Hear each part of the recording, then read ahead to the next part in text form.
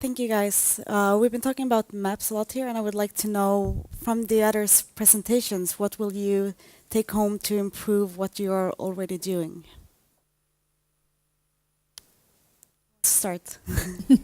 Well, so I can start. I mean, the obvious thing, and that's something that we're looking at now, how to work with the OpenStreetMap community for pushing some of these photos out in the open data license and figuring out a way where people can do derived work off of these images. So that's something that's not allowed from other databases. For example, if you go in and look at photos and you learn things or you measure stuff, that's derived work, and sometimes you're not allowed to use that. But we want people to use that, and we want to, so since we're crowdsourcing the photos, we want to be fair and also push versions of those photos. So OpenStreetMap would be one area where we are looking at doing some of this, and then I guess Neo-Spatial could be interesting to play with.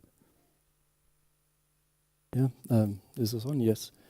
I can comment as well. I thought the talks before, where they emphasized that the value of places is really coming from people's emotional responses to places, how people perceive the value, how the society perceives the value.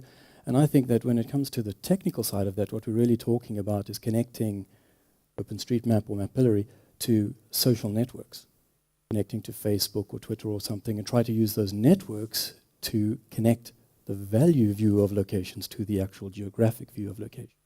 I think Mapillary is a bit like that anyway, because you're crowdsourced, you're already getting some value. People are going to put up what they value as opposed to what is a general background map. And I think this is an area that's hard to get into, but it is very, very meaningful, connecting social networks to mapping data and really emphasizing value. There is a privacy issue around that as well, of course, because you can't, on the map, tell everybody in the world what some people think, but you can tell their friends. I think this is the area that things are moving slowly, and that's where I think I'm interested in looking as well. Yeah, I think it's see if my voice works now. It's interesting as well to see when you talk about the social network data and so on and crowdsourced data. I think it would be interesting to mash up all the different location databases that are out there, because there are so many, and see, for example, I've been thinking about this idea for this locational schools in Kenya, for example. Nowadays, I mean, a lot of schools, they have their own Facebook pages, and with the location. So, I mean, and maybe someone has checked in on Foursquare in that school. So, I mean, if you could mash up all those data sources, but then, I mean, the issue is that a lot of these are proprietary, and they, I mean, for example, companies like Google own their data, so it's quite difficult to do. So, yeah. More OpenStreetMap. I really think, I mean, you should explore that possibility and doing that. And I see, I mean, the use, the thing that I mentioned as well in the end, that, I mean, to get photos of development projects and things like that. I mean, that would also be very, very interesting.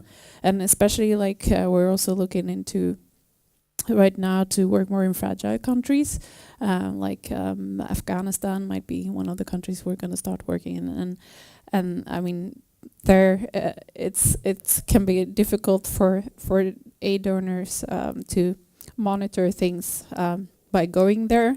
So I mean, if you can get local people like you and personnel or something driving around anyway, I mean, and take these photos. are areas that change rapidly, so Yeah. I mean, you might want to take pictures every week Yeah. to show progress. Yeah, and there's also initiatives using satellite imageries and things like that to also see okay, is this school still here, or has it been bombed or whatever? I mean, when you're talking about really fragile environments like Syria or things like that, but then I mean, even satellite imageries might be too slow, but if you look at maybe Twitter, you can get a picture of or Bambuser or something. You can get real-time updates of what a location looks like. Okay, thank you.